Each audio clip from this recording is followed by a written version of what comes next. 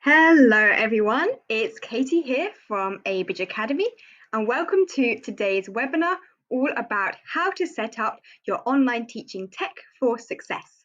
We're going to be looking at a whole range of different EdTech tools you can use, everything from teaching platforms and payment systems to booking calendars and marketing tools to help you launch, grow and scale your online independent teaching business. If you're joining us live, please just drop a quick comment in the chat to let me know that tech is all working okay and maybe let me know where you're tuning in from.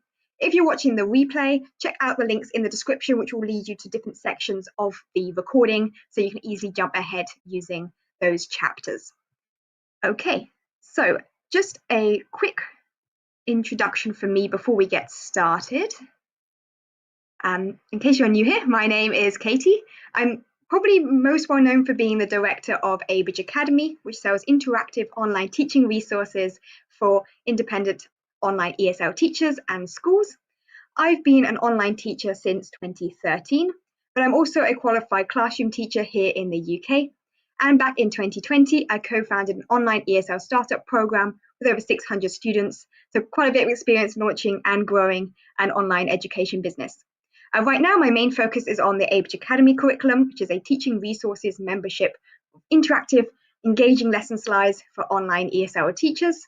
I also sell online courses, I run webinars like this, and of course, I'm still teaching independently myself, both one-on-one and small group classes.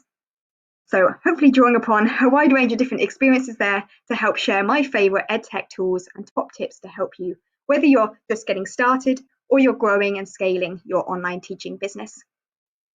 I'm just looking at the chat. Hi there, Deborah. Great to see you. Excellent, from Cape Town. And John from Belfast. Awesome. Quite different parts of the world there. Amazing. We've got Natalie from the UK. Hi there, Natalie. Great to see you, fellow UK teacher. You can probably tell from my accent I'm British. So great to see so many teachers from different countries around the world joining us today. There's lots to get through, so I'm going to jump through things quite quickly. But please do, if you're just tuning in, continue to introduce yourself. Let me know what your thoughts are on whatever we're talking about as we go through today's session. There's going to be lots to cover. So my first kind of question to get us warmed up is basically, how can EdTech help us as online teachers? Obviously, it's a little bit obvious that if we're teaching online, there's going to be some technology involved, right? But how exactly is it helping us in terms of the teaching aspects or the business aspects? And if you're someone who's already using a lot of tech tools, let us know your favorites in the chat, because it's always good to hear some insights from fellow teachers too. So how can tech help us as online teachers? First thing I'd really emphasize here is that tech tools can help us teach more effectively. Right? That is our goal as teachers. We're here to teach, and these EdTech tools can make online learning a much more engaging, interactive experience for your students, and also allow you to adapt for different learners, maybe with additional needs or different levels, things like that. And of course, many of these things you can do without complicated technology, but tech is there to help us make it even easier and more effective. Another really important thing that tech can help us with is saving time. One of the biggest challenges you'll hear teachers talking about is all of the admin, the lesson planning, all of the workload you have to do outside of your actual class teaching time, which can actually add up to even more time than you're actually spending in the lessons themselves. So these EdTech tools that we're going to be talking about, some of them are going to be massive time-saving resources to reduce your admin workload, automate routine tasks, make your lesson prep easier, just allow you to do things a lot more quickly and efficiently. Okay, let me just move my face out of the way. Okay, next up, another really great benefit of EdTech is to help you improve the experience for students and parents as well. So particularly if we think about putting our business hats on here, and we really want to make sure that our students have the best experience possible, not just so they learn better, but also so they help recommend us to their friends, keep taking classes with us, and that way it's going to help us grow our businesses as well. So if you can provide a more professional and more convenient and more engaging learning experience for your students and their parents, that's going to help you grow and scale too. And finally, I know I've already used the word automate and scale multiple times so far in today's presentation, but there are also amazing EdTech tools out there if you're at that stage of really scaling up your business. So a lot of what we talked about kind of relates to one-on-one teaching or small group classes you might do as an individual teacher, but maybe you're at that point in your business where you want to start launching group sessions, or you want to your whole big kind of marketing push and get hundreds of more students join you and set up an agency and sell digital courses, all kinds of amazing stuff you can do with online education programs, right? And EdTech tools are there to help you automate and scale your business in a whole range of different ways. So yeah, let me know in the chat what you already use in terms of tech tools for your online teaching, or if you're a classroom teacher, what do you use in the classroom? It's always great to hear what you're already working on. A few more people joining us. Ivy there from Super Teacher, which is another business I'm going to be mentioning in today's webinar later on. Super excited to see you too. And hi Mary, thanks for joining us. Fantastic. Okay, so one of the biggest questions I get asked a lot is, do we need all of this fancy tech right now? Or actually more often than not, is someone who reaches out and they're just getting started independent teaching and they haven't got any students yet. You know, they're right at the very beginning of their independent teaching journey, and they're messaging me asking about what tools I recommend for setting up their website, or for automating lesson feedback, or for booking systems, all this kind of stuff. And I'm going to be totally honest with you right now. If you're just starting out, my top recommendation is start with the basics. Free options. You're going to have to pay for some stuff because ultimately nothing in life is totally free.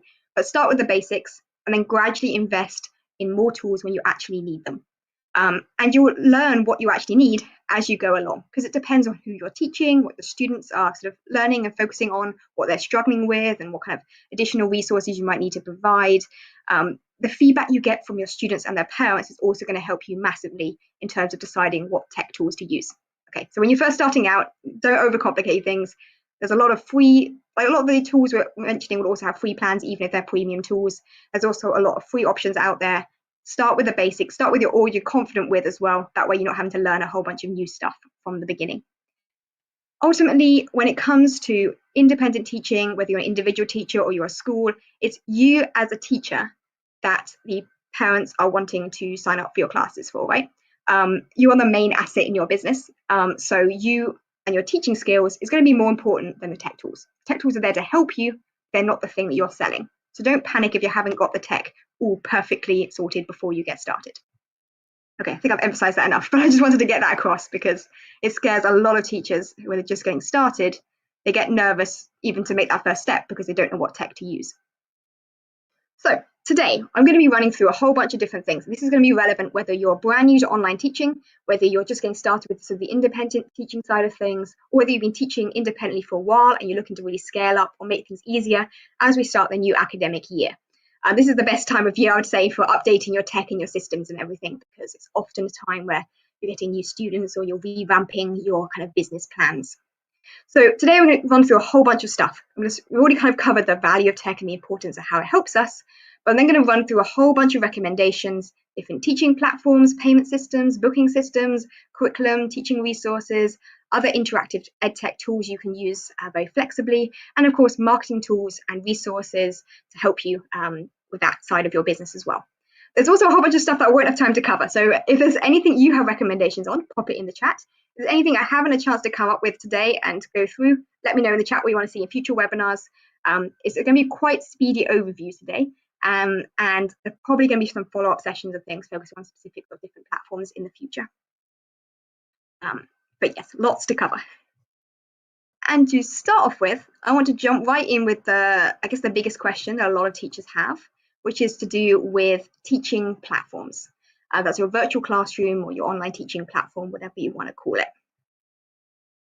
There are lots of different options out there. And the best one for you is going to depend on a whole range of different things. You're going to notice this is going to be a trend throughout today's webinar. I'm not going to say this is the only one tool you can possibly use, okay? There's going to be a whole range of different options. The things you're going to want to think about when you're picking a virtual classroom platform are things like what's most compatible with the format of your teaching materials, like if you're using PDF files or if you're using web-based curriculum like the Abridge Academy lessons. You also want to look at interactive features that it has available. You'll probably be familiar with platforms like Zoom, but the interactivity is a bit more limited. Specialist classroom platforms have got a lot more like quiz tools and things built in. Also your class size or format. The best teaching platform for you, if you're teaching one-on-one, might be different to someone who's teaching large group classes.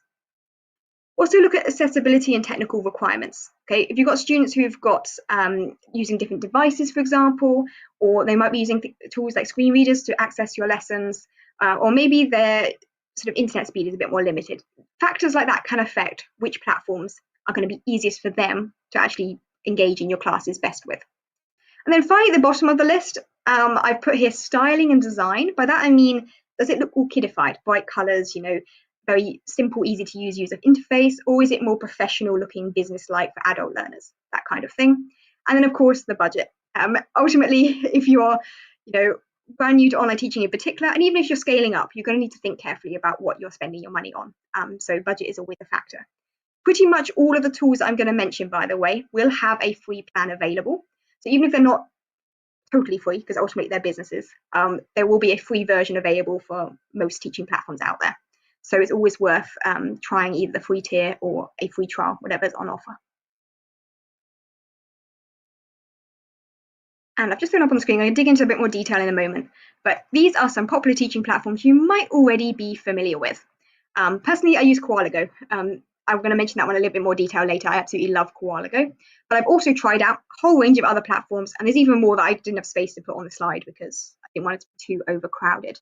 Let me know in the chat if you are already teaching online. What tool do you use for your virtual classroom platform? And if you've got an idea as to why you picked it, let me know. It's always great to hear about the rationale behind these decisions. So you've already got John commenting there. Great to see you there, John. I use Google Meet, awesome, coupled with Google Classroom. And that's a really good point. I didn't put that one on the screen because I haven't actually used it much myself. But Google Meet with Google Classroom, great combination. Google Classroom, by the way, it's got a lot of out-of-class tools and like homework setting and all kinds of other stuff you can do as well. Clients are adults and it's rather difficult to find suitable edu platforms. Magic School was quite helpful. Interesting, yes. Excellent. And that's the thing, different teachers will have different priorities, different things are going to be most suitable for them. Okay, so to start off with, I want to just summarize one big category, which put my face, here we go. One category of teaching platform. I've categorized these in my head into 3 categories: screen sharing focused platforms, whiteboard based platforms, and then interactive focused platforms. I'm going to go through a few different examples and comparisons of what you might want to think about. And coming up, there's going to be loads more tips on other aspects of your business, by the way. This is probably the longest section of the webinar because there's a lot to talk about, but there's lots more coming up too. So I would say a screen sharing focused platform is ideal if you're using like slideshows, maybe you've got PowerPoint files, or you've got computer-based resources, or if you're doing just sort of video call based sessions, right? So you just need to talk face-to-face. They tend to suit teens or adults more than kids, but not always. You can use these with kids too. They're often very stable because, to be honest, they're quite straightforward. It's a video call and screen sharing. Okay, nothing too complicated tech-wise, so therefore it's going to be a lot more straightforward from a technology and accessibility point of view. But they do tend to have limited interactivity or teaching-specific tools. These sort of systems, I'm going to put a few examples on the screen. These sort of systems were originally designed for online business meetings. So they tend to have that businessy, professional kind of vibe. And although some of them have added in more interactive features, it tends to be a bit more limited and less classroom focused, right? There's about 1 million different options out there. So I picked the 2 that I most recommend and I've personally tried myself. But honestly, there's so many different platforms. They're coming and going and adjusting their pricing and their features and things all the time. But the one you're probably most familiar with is Zoom. Zoom is actually a really solid platform now for online teaching. I feel like during the pandemic, I was teaching in schools during the pandemic, and as we went online, we tried out Zoom and Google Meet and Microsoft Teams. Those are the 3 we tried. And of those, I preferred Zoom at the time, but it still was a little bit limited. It's now improved a lot. So if you're someone who first started out with independent online teaching or teaching in schools or something during the pandemic, and you've discounted Zoom since then because it's a bit rubbish at the time, it's improved a lot more since. In particular, as well as basic screen sharing, it's also got quite a good advanced whiteboard system. It's got some interactive tools like reactions and like immersive mode and some cool stuff like that. And actually the out-of-class messaging and scheduling system is quite good as well. I like the fact you can like send files to your students and class feedback and stuff in its own messaging system. And it also integrates with a lot of third-party booking systems and the like. So Zoom is a pretty solid option actually if you are teaching online. There's a free version which is a little bit limited. 40 minutes per session is the time limit on the free session. Or of course the paid version is I think about $15 to $17 depending if you pay monthly or annually. So solid option, very well known. An alternative to Zoom, if you want a free version, is Voove Meeting, also known as Tencent Meetings. I would say this is a bit of a Zoom copy, but it's a bit like Zoom from 3 or 4 years back. So it hasn't got as many interactive features. It's not quite as user-friendly. It feels slightly clunkier, but the free plan allows you to teach up to 60 minutes per session. So that is a little extra bonus if you want something free to get started with. So yeah, those are screen sharing focus platforms. John's commented, Voov's great for Chinese clients. Yes, it's a Chinese company that owns Voov. It works worldwide, so you can use it with students from anywhere in the world, but it's going to be more well known among Chinese clients. Yeah, that is important to bear in mind. Okay, next category of class. Actually, I was going to put the links. I feel like Zoom, Voov, the ones that are kind of quite well known, I probably won't bother putting the links in the chat because you can very easily Google the name and it'll come up. But the ones that are harder to find or I have discount codes and things for, I'll pop the links in the chat for those. Okay, next category is whiteboard-based virtual classrooms. This is where we start moving into platforms that are actually designed specifically for online teaching. I would say a whiteboard-based system is really good if you're someone who's using PDF-based materials like worksheets, textbooks, or you're just teaching sort of text-based lessons where you want to write on the screen and annotate stuff. And they tend to come with more teaching-specific tools. They might have built-in rewards, quizzes, document editing, all kinds of fun stuff like that. Probably the most well-known of these is ClassIn. I personally have mixed opinions on ClassIn, I'm going to be totally honest, but it's an option and it's very popular with a lot of teachers. Personally, I had a few tech problems with it. That's my main issue. I found it a bit clunky on an older laptop. But it does have a lot of excellent like group class features. So breakout rooms, quizzes, individual boards per student. It can cope with very large class sizes, which is excellent.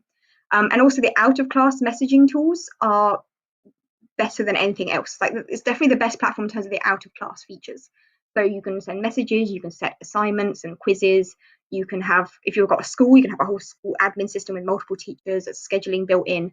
It's not booking, so students can't choose times, but you as a teacher can schedule and put things on a calendar, stuff like that. So it's a very good platform if you want to teach groups in particular or whiteboard focused lessons. My one issue I've got with it, I put here on the screen, download required. It's not sort of web-based, which means that you and your students have to download it to your computer, and that does mean it's not really compatible with all devices, particularly older computers. It does require quite a high processing power, which I think is a problem my old computer had with it. So it can lag a lot if you've got a slow internet connection or a slow computer. But if you've got a good speed, a good connection, all of that, then it's a really great platform. I've actually got a discount code for ClassIn. I've just put the link in the chat as well. You get 20% off with this link. Check it out if you want to look into ClassIn. Again, they do have a free version when you first sign up. But the free version is quite limited in terms of the number of students you can have, like the number of classes per month, that kind of thing. If you want a different free version, free alternative to ClassIn, one that I would highly recommend is Corum. And this is actually recommended by Ivy, who's in the chat. She recommended this to me a while back, and it's really cool. Corum is, my face is covering the picture, this one underneath. And it's a really good option if you're teaching one-on-one or small group classes up to, say, 4 students. I think there are 3 students, I think, in their free plan. The paid plan starts becoming quite similar pricing to ClassIn. So mixed opinions as to whether it's worth paying for the paid version. But if you want a free option because you're brand new to independent teaching and you haven't got many students yet, then go for Program as a free option. It's web-based, so you don't have to download anything. It's really easy for students just to click a link and join your classroom. It's got a solid whiteboard system. You can upload PDFs and Microsoft Word documents and PowerPoints and the like. You can even do breakout rooms and put students into small groups. That's more useful on the paid plan when you have more students, but that is a feature that's available.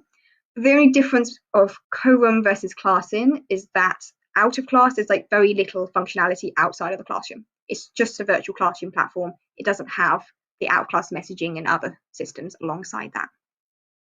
But yeah, it is definitely a very solid option. I'm just going to put the link in the chat because this one is really hard to find if you just Google it. So it's just corum.app. That's definitely worth checking out. Ivy's comment is saying ClassIn is super stable, but CPU and resource intensive. Yeah, exactly. It requires a stronger device. That's the problem I had with it. Eventually, I gave up on ClassIn. This was maybe 5 or 6 years ago when I was using it as my main teaching platform then. I switched across to Zoom at the time because that was the other one that was well known at the time because ClassIn didn't work with my old computer. And she's saying Corum is great. Yeah, I love Corum. I use it with my students worldwide, including China. Great to hear. Thank you, Ivy. Yep, here is the link for Cobham.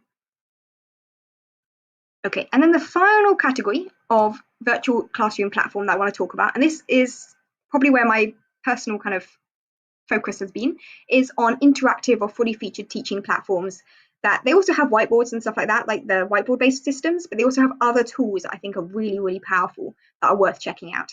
And I'm going to be honest with you, pricing wise, there's not a huge difference between, say, ClassIn and like Koalago. In fact, I think Koalago is slightly cheaper than ClassIn, which is always a nice bonus. So these ones have got the same sort of basic whiteboard tools and stuff that I've mentioned previously. They're teaching specific platforms. They also have things like rewards and the ability to add PDF files and things like that to your virtual classroom. But something that's really good with these is what I call like multimodal classes. You can switch between different kinds of modes of teaching. So it's not just got a whiteboard, it also has other stuff. Probably the most well-known of this, and the one that I personally use and highly recommend, is Koalago. It's definitely the best option if you're teaching one-on-one classes or small groups and you want to make the lessons really interactive and fun, particularly if you're teaching young kids. I'm going to be honest with you, all of the other ones I've mentioned previously, Zoom, Voov, ClassIn, Cobham, they're fine for like teenagers and adults. They're a little bit clunky or less user-friendly for kids. Koalago is the #1 recommendation, I would say, if you're teaching young learners and kids. It's just fantastic.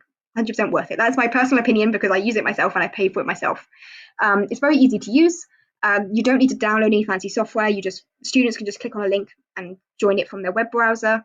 And in terms of interactivity, the two main standout features of Koalago are the co-browser and the playground mode.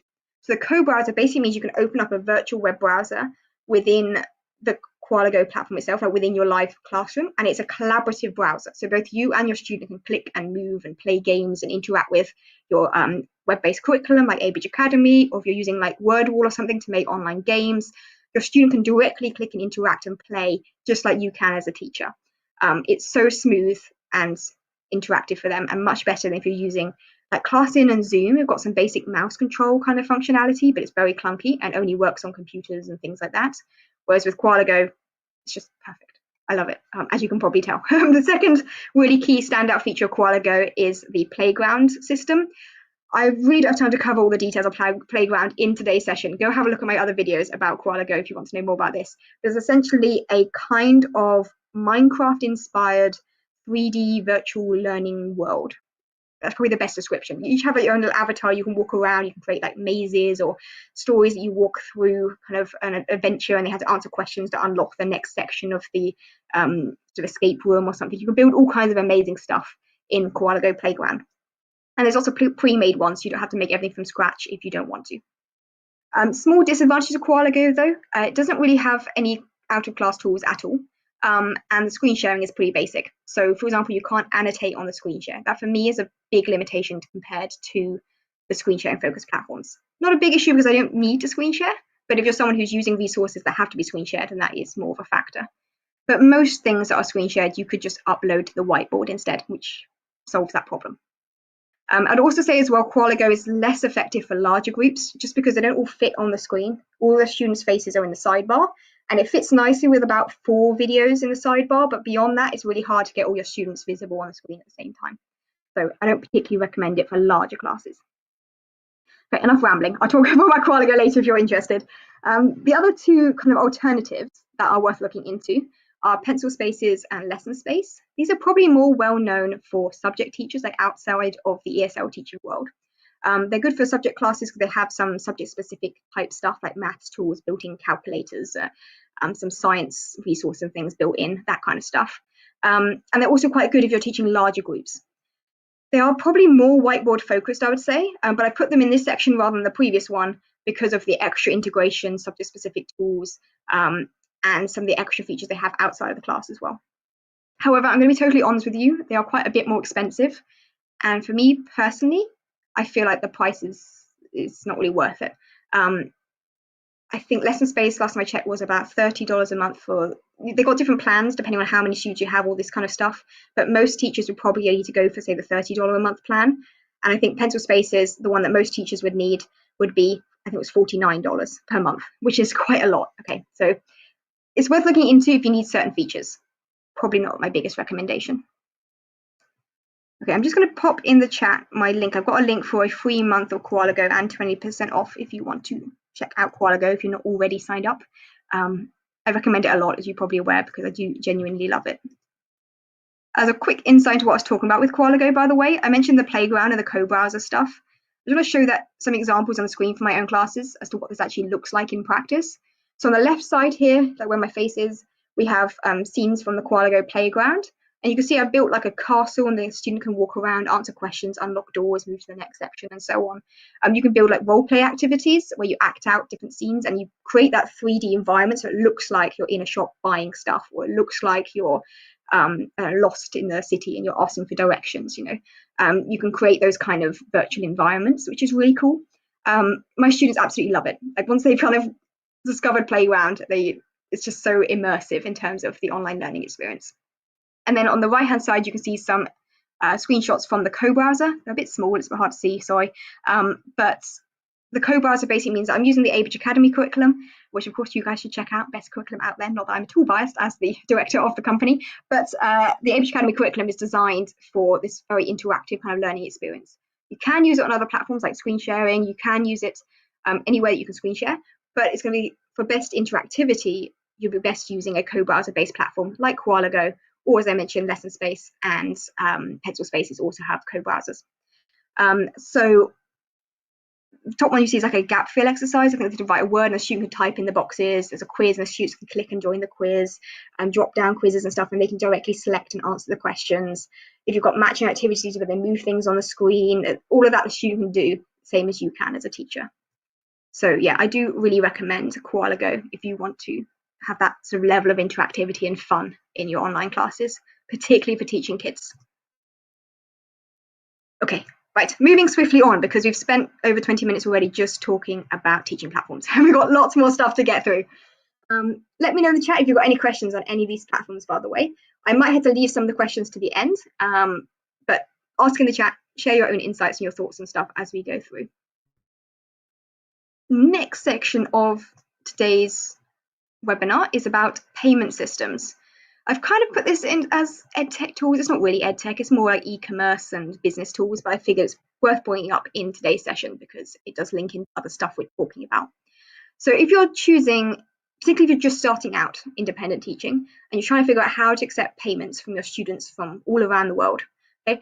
Yes, they could send you a bank transfer. If they're in another country, that bank transfer is going to be very expensive, generally. So that's not really an ideal option. Also, there's some limitations to bank transfers. It also becomes a lot more difficult when it comes to things like doing your tax return, for example. You need like invoicing, you need records and stuff. It's much more difficult if they're just sending you payments directly. And not impossible, these things, there's options. But yeah, the things to think about in terms of picking a payment system is, firstly, you and your student's location and currencies. This is the #1 factor because each payment system only accepts teachers from certain countries or students from certain countries, so the currencies that they can pay with. So if the countries that you or your students are based in are not supported, then it's not an option for you, right? That's the #1 requirement to check. You also want to consider your students' preferred payment methods. I teach a lot of students from China, and in China, they really love using WeChat Pay and Alipay for online payments. Most parents really struggle with using a card to pay online. It's not something they're familiar with because it's not a popular payment method in China. So when I was looking at a payment system, I had to make sure that my payment processing service supported WeChat Pay or Alipay. That was a requirement for me.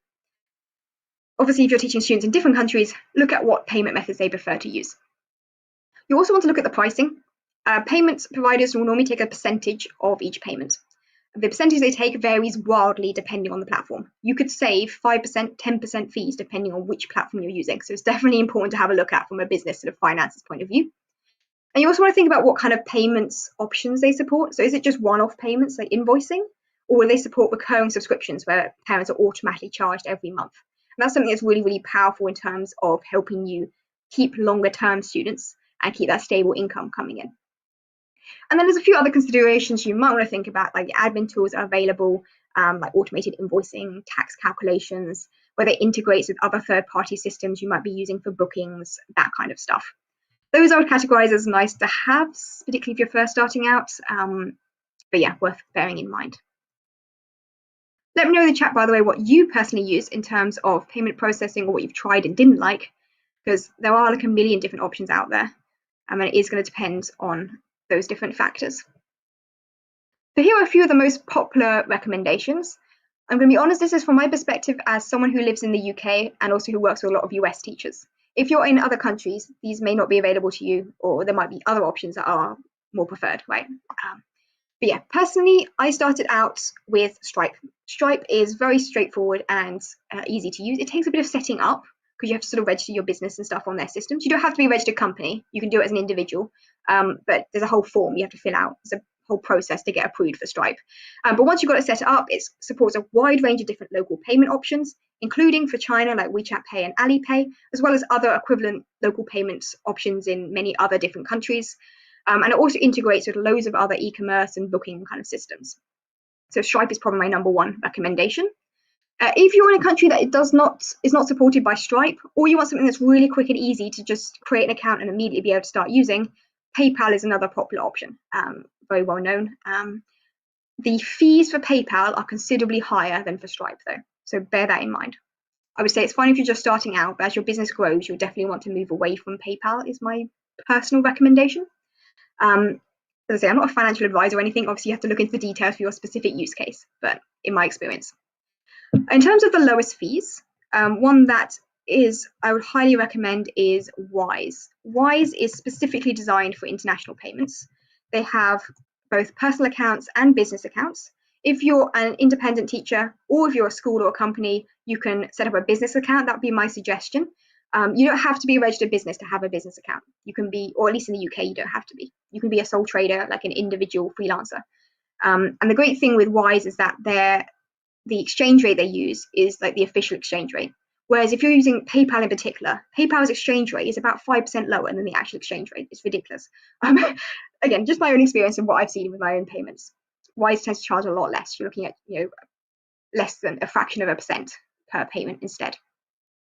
So that's definitely one I'd recommend. I do have a link. This is a referral link, but it's because I recommend it. I would share this. I use this at the moment, not so much with my own students because they prefer the integrations that are available with Stripe, but I do use Wise for my business, so teaching resources and things like that. So it does have other purposes too. You get a free first transfer with this link, by the way. The disadvantage of Wise, actually I should point this out, disadvantage of Wise is that it doesn't support like recurring subscription payments, and it doesn't really integrate well with other systems that much. So it's a good option if you're just starting out and you want to send like individual invoices or sort of payment links through Wise at very low fees. Otherwise, it has some more limitations. And the final thing I would mention is Payoneer. I personally am a big fan of Payoneer. For some bizarre reason, some people recommend it. It's good for businesses if you're like a school and you employ multiple teachers and you want to use their sort of mass payout feature, for example, and things like that. It has some other functionality that's in a few minor cases helpful. Would I personally recommend it if you have any other options? Probably not. The fees are quite high with Payoneer in my experience, and they do a bit like with PayPal. They charge you extra fees for exchange, for cashing in your funds and that kind of stuff. So it can add up to quite high fees unexpectedly, and they're not very transparent with their fees. But it's an option to look into, particularly if you live in a country that's not supported by some of the other options that I've mentioned. Okay, next. Moving swiftly on, we've talked a lot about payments, but not the most exciting thing in the world. If you're in other countries, by the way, the ones that are available to you might be more limited. If for some reason you do want to sign up for Payoneer, by the way, I do have a discount code that gives you quite a nice sum of money once you start using Payoneer. That's probably why people are recommending it. But as I say, I would say Payoneer is more suitable if you are a large school and you're processing lots of payments and having to mass send out payments as well.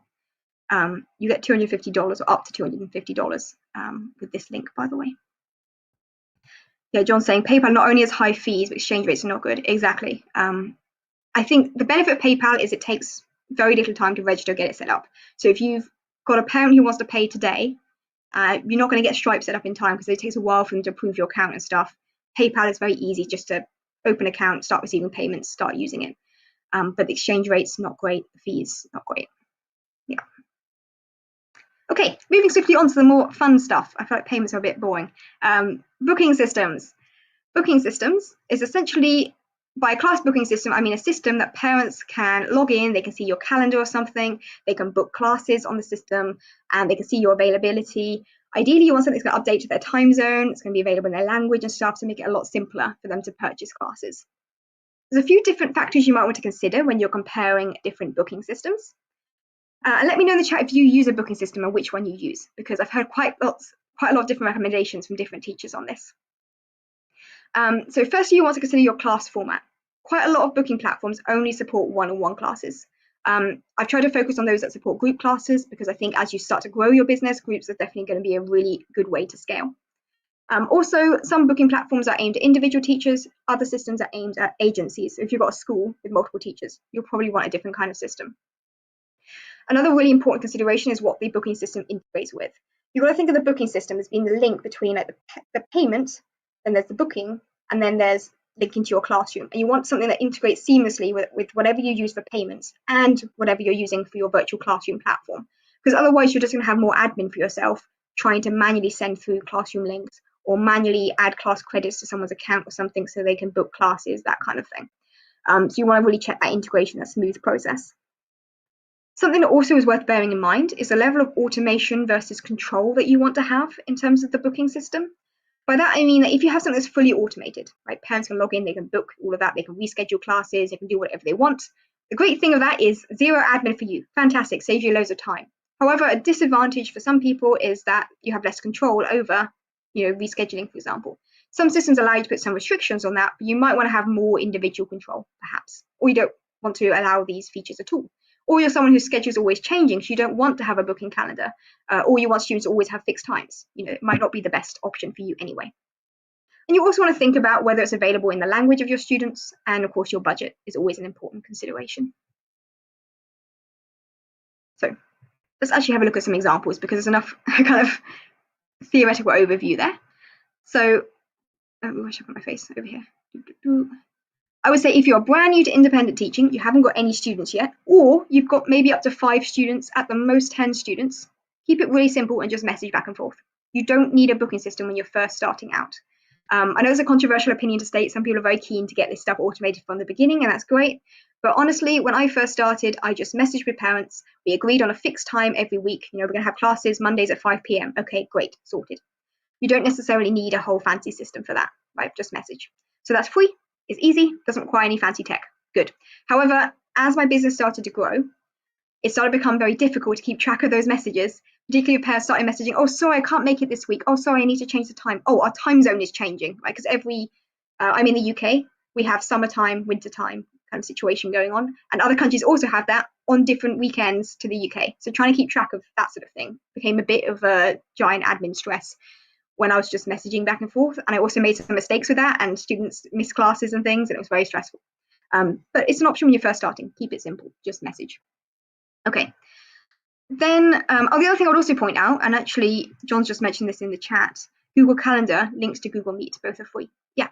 So you might, if you're using a teaching platform that's got a built-in sort of booking system of some kind, I think Zoom's also got this now, although I think it's an add-on that you have to pay extra for it.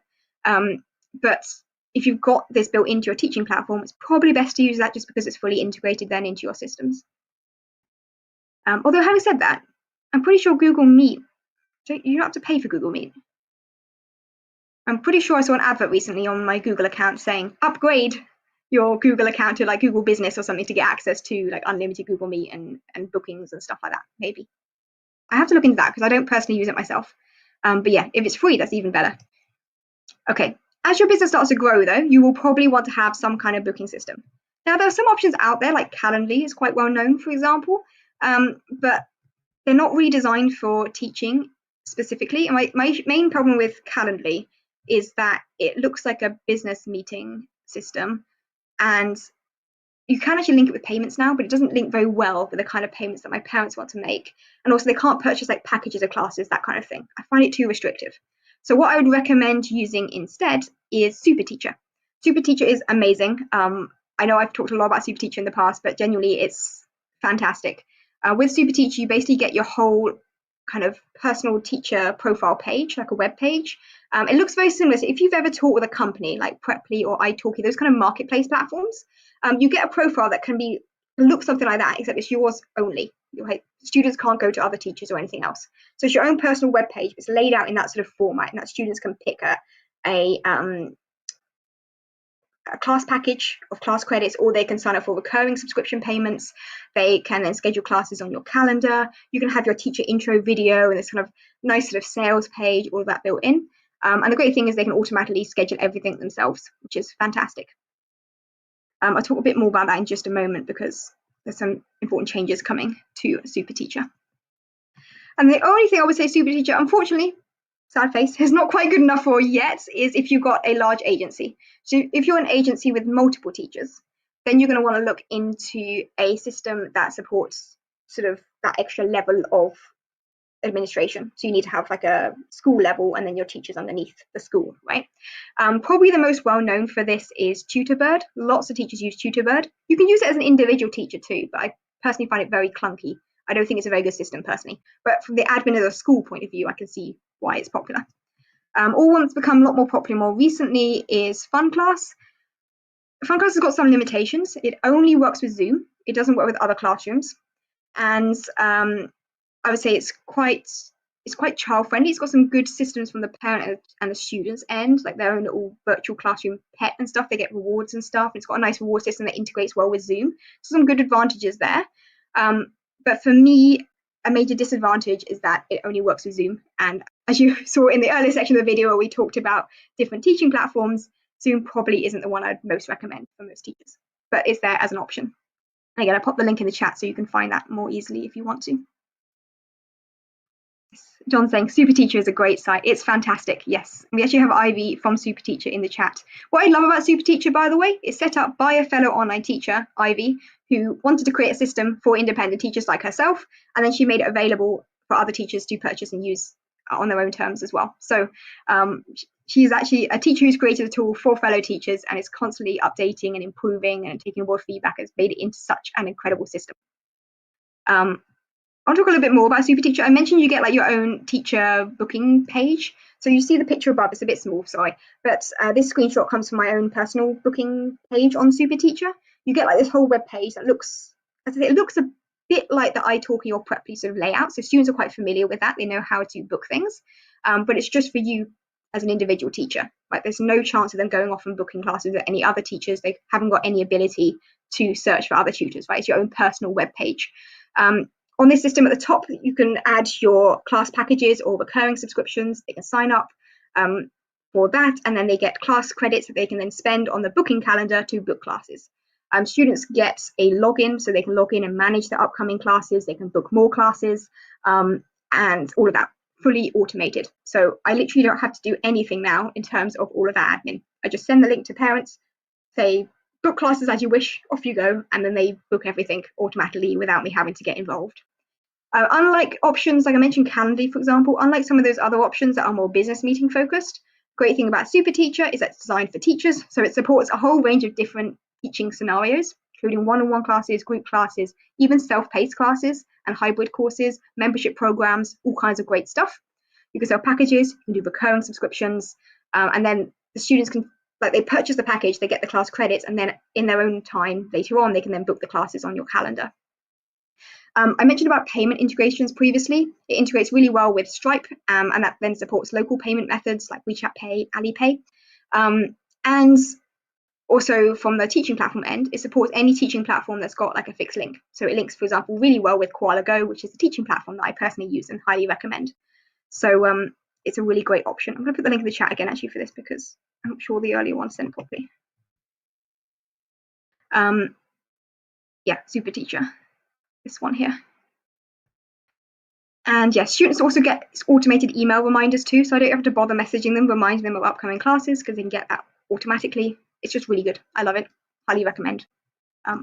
Sorry, this is not, I don't own Super Teacher. I just use it myself and highly recommend it because I personally use it. But it is a really great system. Okay, and actually Ivy, who was in the chat, gave me a bit of a heads up earlier today saying that they're making some important changes to the payments, like the pricing of Super Teacher. So I want to the reason I've talked so much about it today is I want to really emphasize that if you do want to check this system out, sign up for it today. Don't wait. So the super teacher pricing plans are changing. At the moment, there's a free plan and then a paid plan. The paid plan includes everything, and it's only $17 a month. This is going to be changing as of mid-September. In mid-September, it's going to change to no free plan, but you get a free trial instead of everything. And then there's 2 tiers. There's going to be a starter tier and then a growth tier. And on the starter tier is a really great option if you're just doing like one-on-one classes as an independent teacher and you want a booking system. That's great. And that's going to be at $17 a month. But then if you want to do group classes and you want to have like the course builder system to sell digital products, that kind of thing, or if you want to get 0% transaction fees. At the moment, it's 0% transaction fees, and you lock that in. Sorry, this is a really rambling waffle. At the moment, right, start again. At the moment, it's $17 a month for the paid version with 0% transaction fees, and you get access to everything. If you sign up today, like get the free plan first to try out, but as long as you sign up for the paid plan before the pricing goes up, you're going to lock in that current pricing forever, $17 per month with 0% transaction fees, like service fees on top of the Stripe fees. But after, I believe it's the 15th of September, it's going to change to this 2-tier system. The starter plan is going to be aimed basically at people teaching one-on-one classes. It's going to be at $17, same price, but there's also going to be a 2.5% service fee added to the payments. So as you start to grow and teach more lessons, you might start to find that service fees adding up to quite a significant sum. So at that point, you'd probably want to switch to the growth plan, which has got 0% transaction fees, and it also includes group classes, self-paced courses, that course builder system, and stuff as you grow your business. Anyway, so I just want to put that out there. If you want to check it out, I highly recommend checking this out now. Don't wait on it because like I've got the current plan because I call it unlimited, I call it Super Teacher Pro, whatever. It includes everything at just $17. I'm very glad that I've locked in my sort of initial price. So I'd highly recommend you lock it into rather than waiting. It's still worth the extra fee, but if you can get it cheaper, cheaper is always better. Cool. Ivy's saying, thank you for inspiring the growth. Thank you, Ivy. Ivy, by the way, has been amazing. I feel like I'm constantly messaging her being like, Ivy, I love this feature. And now it's got to the point with Super Teacher that everything I've suggested is there. It's wonderful and it just works. So yeah, she's absolutely fantastic at listening to teachers and making it the best system that I found for this sort of booking stuff. Okay. Moving swiftly on, and let me know in the chat, by the way, what you currently use and what you recommend for like bookings or any of the other stuff we've been talking about. Because I feel like today I'm doing a lot of talking because there's so much to get through. But please do ask questions or share your own insights in the chat as well as we go. Right, powering through because we've been talking for over 45 minutes. The final, not final, actually there's a few more things coming up. The next thing I want to talk about is teaching resources. And of course, I can't miss up on the opportunity to do a little self-promo for my own company, Abridge Academy. Abridge Academy sells interactive digital teaching resources specifically designed for online ESL teachers. So if you're stressed about lesson prep and it's taking up so much of your time, you can save time and teach more professional online classes with Abridge Academy. The lessons are super interactive and engaging. So stuff that you can click on, you can drag and drop, there's built-in quizzes, there's like matching activities. It's designed that students can really have a lot of fun playing games and completing interactive activities throughout the lessons.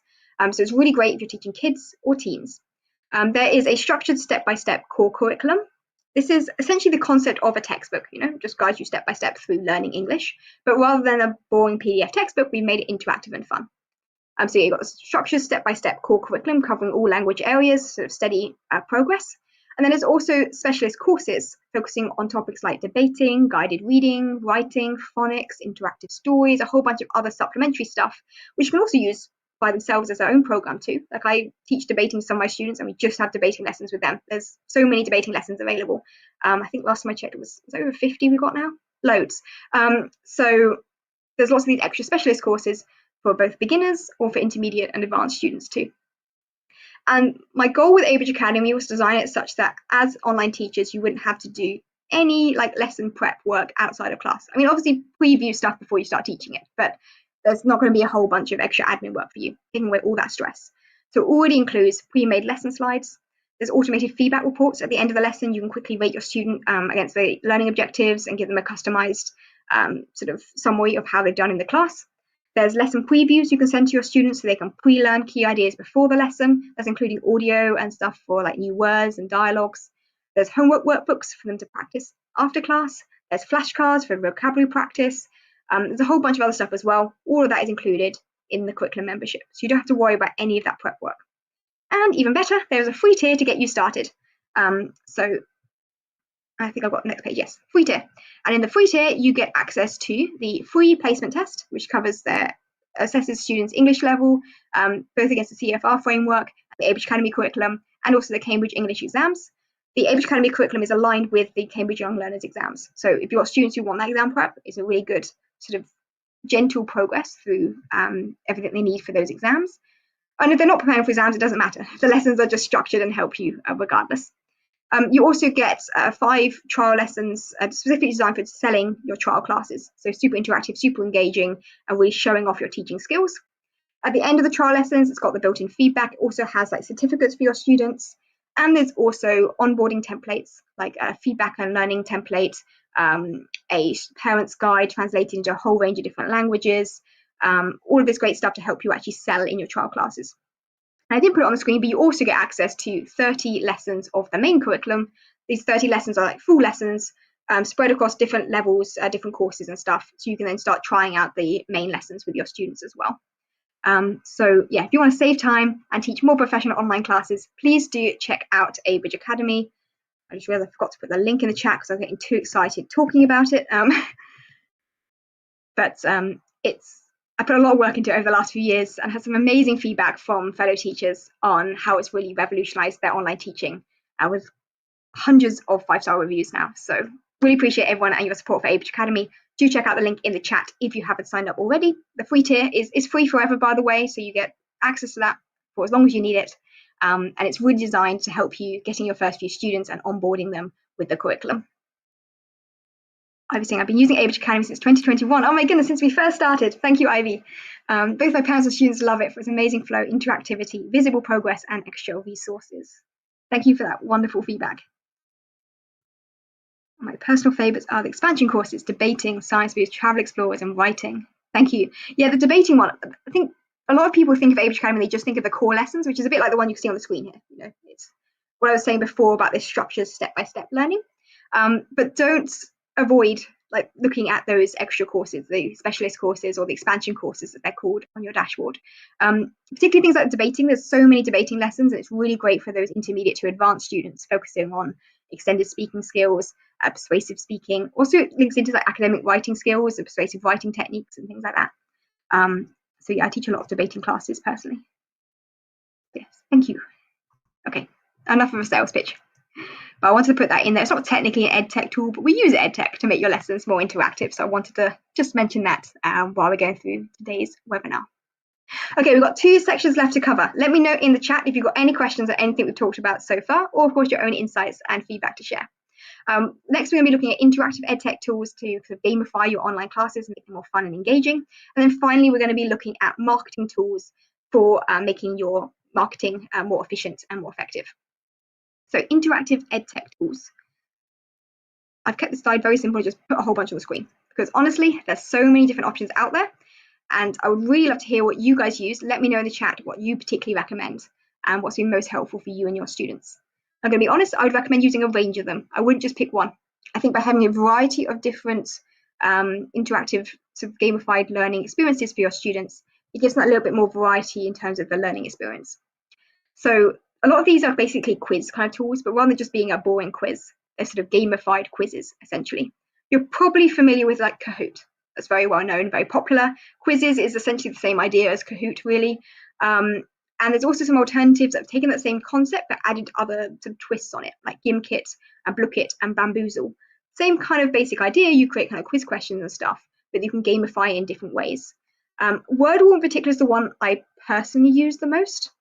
With Wordwall, you can create anything from like gap fill exercises, matching quizzes, flashcards, like flip card things, crosswords, word searches, all kinds of different stuff. And the great thing is you just have to put in a list of questions and then click generate and just make the activity. So it can be really quick and easy if you just quickly add in your vocab list or add in a quick list of questions and boom, activity automatically there. And even better, If you decide, oh, I don't quite like the design of this one, you can change up the different layouts. You can change the sort of the theme of it. So you want it to be pink and sparkly, a birthday theme, or do you want it to be kind of like autumn leaves themed or something? There are lots of different themes. And also you can even switch it to a different activity type. So maybe you originally created it as a crossword, but actually your students are struggling too much with like the spelling of the words in the crossword. And you think, actually, I don't really need them to be able to type. I want them to be able to read instead. You can click with one button and change it into a word search for like 0 extra time. So I highly recommend Wordwall in particular. Of all of the other ones, the quiz tools, I've used all of them. But personally, probably my favorite has been Blooket, mostly because the free plan is fantastic. When you look at options like Kahoot and Quizizz, which is probably the most well known, you do kind of have to pay for them to get access to like a useful, to be able to actually use them more widely in your classes. The free plans are more limited, like a bit of a taster more than anything else. Whereas with Blooket, the free plan is more than enough to get, it's kind of a quiz system. It looks similar to Kahoot in that you get quiz questions. It's great for like vocab quizzes, but it links that to like a kind of board game or some sort of other interactive game. So while your students are playing like Pac-Man or something, as they go through, in order to get the next point, they have to answer quiz questions to be able to continue playing the game. And you can have sort of solo playing modes. You can have competitive modes in live classes where you've got multiple students competing against each other, or you can even set it as homework and they can do it in their own time at home and you can collect the results later. Say with Wordwall, for example, you can also do that as a homework, set it as homework. I think most of the others support homework too. But yeah, Blooket is so much fun, and for some reason it's not that well known in the sort of online ESL teaching space compared to some of the others, but I really recommend checking it out. And some of the others here you might have heard of. Book Creator is great if you want your students to kind of write their own stories and narrate their own stories. It's really good fun for like creative writing kind of classes, a little bit niche. And then LiveWorksheets is good if you've got something like the Abridge Academy workbooks. You want your students to be able to answer them online and submit the answers online instead of having to print them out. Then LiveWorksheets is a good option for sort of making any PDF file into a gap fillable thing, or yeah, it's quite good for that. Okay, I'm rambling. Let's have a look at the chats. Ivy's saying she uses Wordwall daily. Yeah, it's so useful. Love it for its simplicity and variety of activity templates. Yeah, definitely agree. Book Creator is amazing. LiveWorksheets. Add top worksheets to the list. Amazing. Yes, that's another one very similar, I believe, to LiveWorksheets from what I remember. Excellent. Okay, and as I was saying, what I'd really recommend is don't just pick one. We pick one or two to start with, try it out, but do have a play around and mix and match different things, because it gives your students a different kind of learning experience and opportunities to sort of engage in different ways. Okay, and finally, let's wrap things up with a final section on marketing tools.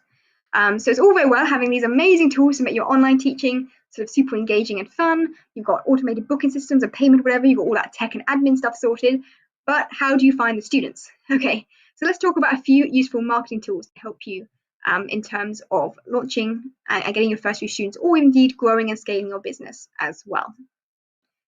The first sort of tools I want to talk about, these are not actually exclusively marketing related, but I did want to talk a bit about Canva. Most people are already familiar with Canva and other graphic design tools. But essentially, this is a really great way, not just for creating worksheets and teaching materials, but it's also really good for making social media graphics.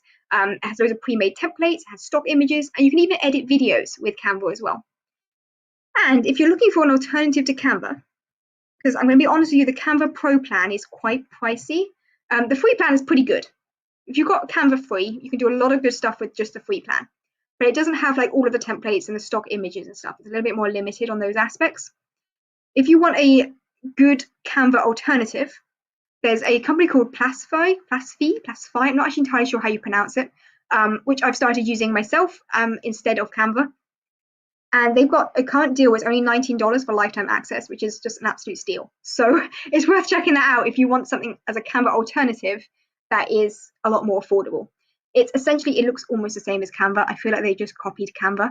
And it already has, I think, better templates. And also I quite like their sort of frames. You know, on Canva you have frames like a square frame, for example. You can't really resize them so much. There's some bits on Canva I find a little bit clunky sometimes.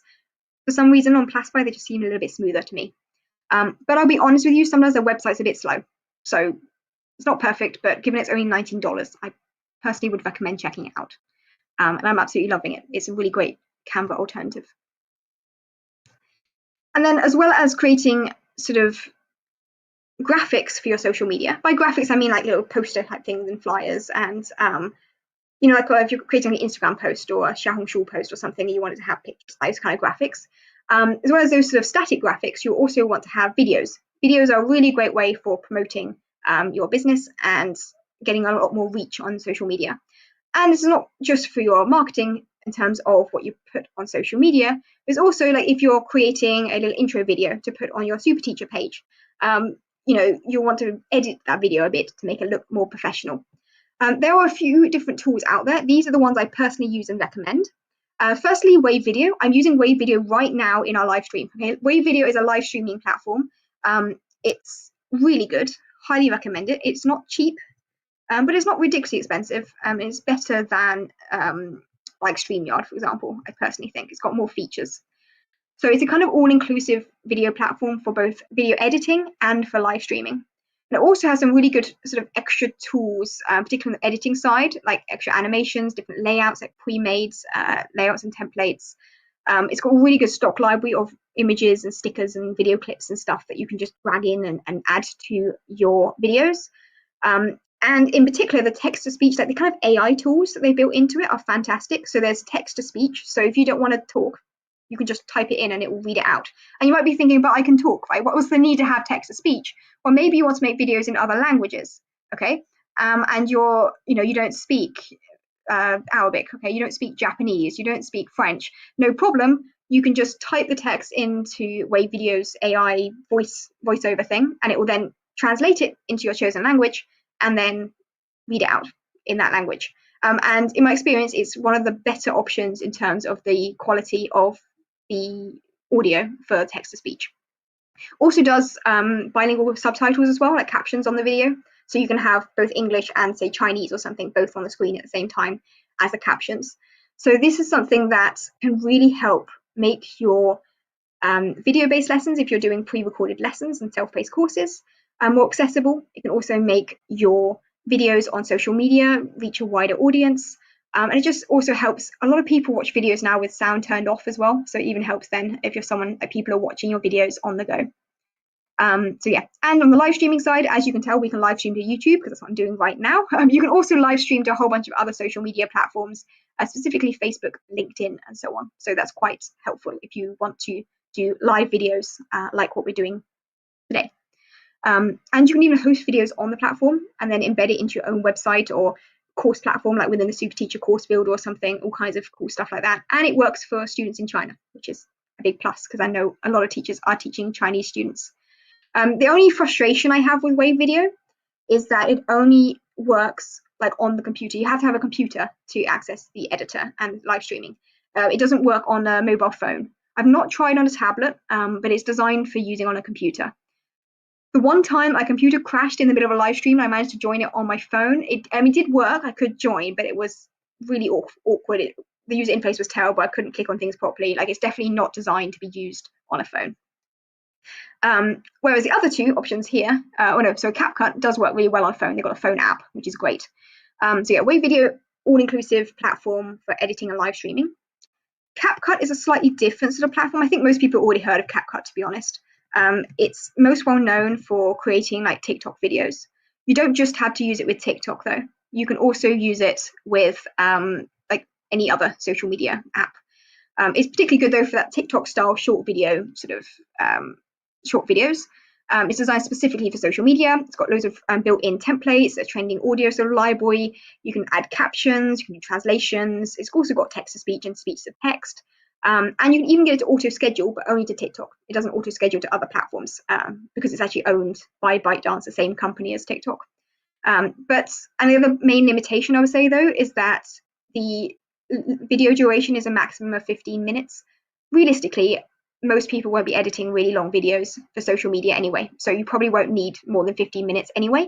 But if you want to create really long videos for an online course, I mean, it's not very good to have long videos anyway. Students learn better when it's lots of short, bite-sized chunks. But anyway, it is a limitation anyway, the 15 minutes video duration. The free version of CapCut is really good. So Wave Video has a free version. It's quite limited. You'll probably want to upgrade. Whereas CapCut these are different systems. They're not really on competition. They're just for different purposes. But CapCut's free version is excellent. You're often more than happy with just the free version.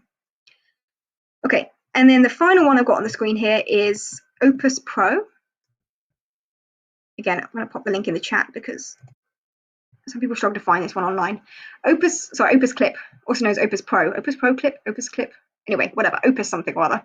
And essentially what Opus does is you can, if you've got like a YouTube video or any other long form video, you can upload it to Opus, and then with one click, it will turn it into lots and lots of short video clips. So it's really good if you want to turn like YouTube videos or live streams into short YouTube shorts, which you can then use to promote and link through to that video that you've recorded, the long form video, for example. So it's really good for making, like using AI, automatically making these really short videos to use on short form video platforms like TikTok, YouTube Shorts, Instagram Reels, Xiaohongshu, WeChat videos, all this sort of stuff. And it also adds like captions, and they're quite the fun sort of pop-up captions. If you ever see, like if you're like looking at videos on any of these short video platforms, and you know they have those captions that pop up with the words in bold and stuff, and it's all very animated, that's probably using something, either Opus Pro or something very similar. They've got built-in templates. It's a very easy to edit sort of interface as well, where you edit using the text sort of interface, and you can automatically post to popular social media platforms. It even writes like the summary for you, which is kind of helpful. So yeah, that one's worth checking out if you want to have a look. I've got a link here for that. Okay, I just realized the one thing I forgot to add on my slides, which I thought I'd prepared but I didn't, was about scheduling platforms. If you want to schedule stuff automatically, I was going to say my main recommendation for scheduling was either using something like Opus Clip that automatically has that built in. Canva also has its own social media scheduling system. So if you're creating like graphics on Canva, you can then set it to schedule and post automatically to say Facebook or something on your behalf.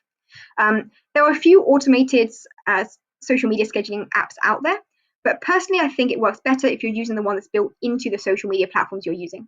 So for example, if you're posting on Facebook or Instagram, you can use like the Meta Business Suite, which has got built-in scheduling tools. In Facebook groups, you can schedule posts. On Xiaohongshu or VedNote, you can schedule posts in advance. Like use the built-in scheduling systems of the teaching, sorry, not of the teaching platform, of the social media platform to help you with that. That was the main thing I was going to suggest there. The best thing about those is they're free, so well, they're integrated with something you're already paying for separately. Okay, Ivy's commenting saying the AI text-to-speech tool, I think this was about Wave Video, allowed me to create over 100 15 to 30 second video guides in just 3 to 5 days. It's amazing. That is fantastic. Yes, and I've seen some of these video guides that Ivy made for the Super Teacher system. This is like the video guides for parents, available in a huge range of different languages, and it speaks to the parent directly, you know, in their language, which is fantastic. So these tools are really, really helpful for your marketing, and also for things like creating online courses or creating video content for a huge range of other purposes too. Okay, right. I think that was everything I wanted to talk about today. So we've covered a lot of different stuff. I know I've kind of run through this very quickly rather than giving lots of detail. I wanted to just give you a bit of an overview, basically, of different things you want to consider in terms of tech tools and ways of automating your sort of business systems and making your online teaching more effective. If you'd like any more detail on any of these systems, let me know in the chat, and maybe I'll do some follow-up videos, because there's so much we could talk about on these different topics. But essentially, what I really want to emphasize is that EdTech can really help you. This sort of technology can really help you save time, teach better, and scale your online teaching business. But there's also so many tech tools out there, it can feel quite overwhelming. And you probably even go through this video where I've been trying to shortlist and select, you know, my absolute favorites and choose a few specialist ones. Even then, you might find this an overwhelming list. You do not need to have everything in place if you're just starting out. You don't need to be using all of the different systems. Start simple and cheap. Go for something that's free or a low-priced option, and then you can gradually build up and add in other tools as you go. So we talked before about the booking system. Obviously, I say Super Teacher is amazing, but if you're just starting out, you haven't got any students yet, messaging with those first few students is fine. You can add in that booking system later on. Similarly, we talked about all those different EdTech, like interactive classroom games and activities like Kahoot and Blooket and Wordwall and all of these. It's probably too much to try and create an account on all of those when you're first starting out. Just start with 1 or 2 that stand out to you, and then you can add in a few others as you go, depending on what you specifically need for different classes you're teaching with your students. Okay, So that was a lot. I hope you found this sort of inspirational and helpful to give you a bit of an overview of things to think about, whether you're just starting out or whether you're growing and scaling up your business. Let me know in the chat if there's anything in particular that's jumped out to you that you're excited to try and look into following on from today's webinar, because we talked about so many different things. Let me know if there's anything in particular that stands out.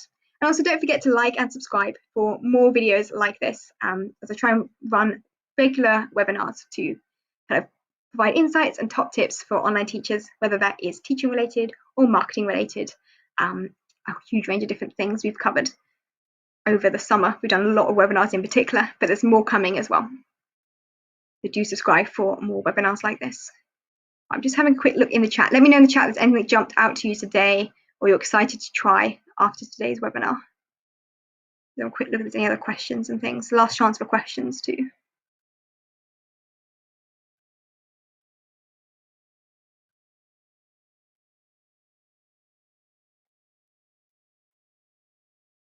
Just having a look. I feel like we've covered most of the questions that came up, which is excellent. Okay, we've covered everything. Right, in which case, I think I'm going to wrap things up here. Thank you so much, everyone, for joining us, and particularly those of you who stayed all the way through to the end. Really appreciate all your comments, your insights, your questions, and everything in the chat. It's been fantastic. And if you have any more questions at all, feel free to drop a message in the comments under the video, and I'm always excited to come back to those as well in the future. Yep, thank you so much, Deborah, for joining us. You definitely don't need to worry when you're starting out. You don't need all of the tech. Just pick or choose a few key things that are going to be helpful for you. I'm glad to hear that Wordwall jumped out. It's definitely one I recommend. I love Wordwall. There's a free version of Wordwall, by the way. You can start with a free version, and then you can pay an upgrade in time if you want to create more resources or access more of the templates and stuff. Thank you, Natalie. Thank you so much for joining us. I'm so glad to hear this was helpful. Excellent. Okay, well, thank you so much. I'm going to wrap things up here because we've covered a lot today and we've overrun time already. So thank you so much. I really appreciate everyone who's tuned in today. And don't forget to like, subscribe, all that wonderful stuff. And I'll see you again in the next webinar. I might not be running one every week going forward, by the way. It's been a bit intensive doing that over the summer. Probably going to be more likely 1 or 2 a month. But keep an eye on your emails and subscribe for future webinars because lots of exciting stuff to come over the next few months. So thank you for watching, and I hope to see you again in another video. Thank you.